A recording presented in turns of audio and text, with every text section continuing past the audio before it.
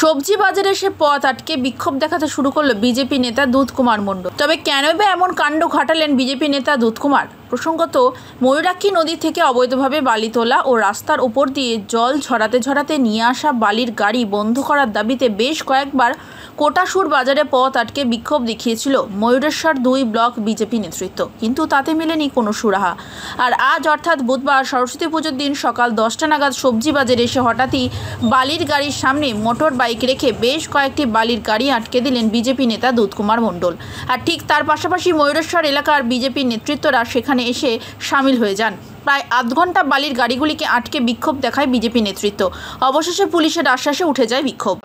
আরে নিত্যদিন এই বালির ডাম্পারগুলো ওভারলোড করে জল নিয়ে রাস্তায় এমন করে যাচ্ছে। সকালবেলায় আজ সরস্বতী পুজোর দিন ছেলেমেয়েরা নতুন জামা কাপড় পরে এই রাস্তায় বেরোতে পারছে না।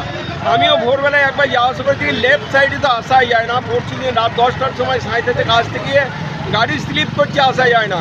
প্রশাসন নীরব নির্বিকার।